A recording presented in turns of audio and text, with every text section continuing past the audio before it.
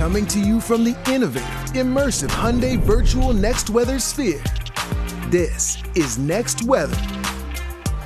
You're taking a live look right now at the Next Weather radar. It's that fast-moving system. It's almost in our area.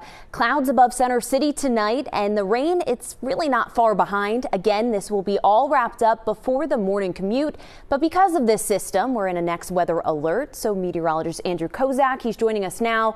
Andrew, again, walk through the timing for us. So we have the next couple of hours really bringing us the chance for that rain and wind as this thing does race all across the area. The good news here is because it is racing very quickly, we are likely not going to see much in the way of flash flooding, which, as you know, is a very dangerous thing. However, we are still in a Next Weather alert because we knew earlier today, and meteorologist Grant Gilmore said this on the early morning show, that there would be a chance with all the shear, the different winds at the higher levels with this, that there could be an isolated spin-up tornado. And you know what? We saw about an hour and a half ago, just south of D.C., we had one pop up. So because of that, we're watching this very closely. This is live radar right now. See the leading edge? It's very, very sharp from going from nothing to a lot. Well, that is going to bring in a lot of wind and that quick potential for, again, a spin-up tornado. Most of you will remain fine. We'll get some rain, and then once the initial line moves in, everything behind it is just plain old rain. Moving a little bit closer, and you can see that we do have some yellows and oranges in there.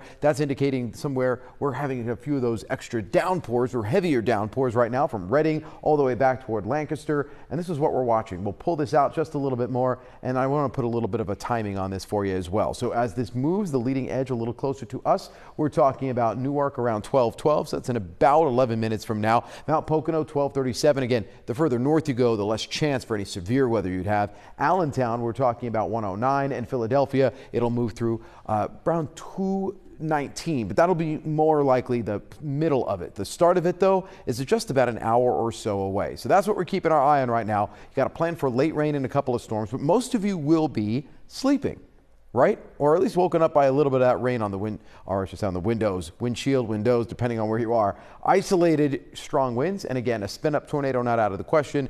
After we get through this, though, a breathing and sigh of relief as we turn cooler for the week ahead. I do want to put the map up, just kind of show you where we are right now, and you can see that the last couple of hours, we've really had that rain get a little bit closer to us, along with the increase in cloud cover. You notice the breezes today also kicked up. The tornado threat, low. The probability here is just in that area across New Jersey, our area in Philadelphia, just to the south across portions of Delaware, and then up toward New York and portions of Long Island and Connecticut. Very small, but we'll keep our eye on that. All right, so let's talk a little bit more now about what we're going to move forward through for tonight. Starting off with the breeze kicking up right now, 70 degrees. Believe it or not, we're up a degree from the last hour. That's what a strong south wind gusting 17 to 31 miles per hour will do in a very warm night.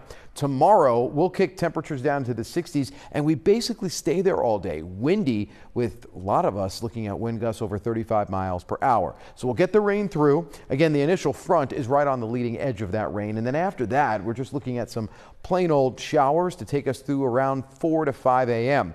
By tomorrow morning, many of us will wake up with windy conditions, but also breezy and cool conditions in the 50s. We only top off in the 60s, and then after that, we're good to go. I do want to show you those wind gusts, though. They will eventually, as that front moves through, die down a bit, but then they pick up again tomorrow, this time from the north and the west. That is a cooling breeze. So it is going to be a windy day, carrying that fresh, cool air down, and that's going to allow us to get back in on some much cooler temperatures. Take a look. After we initially get a little bit warmer Wednesday back in the 70s, little push of cool air comes right back in, and we are in the 60s for the foreseeable future as we head into the end of the week and even into the following weekend.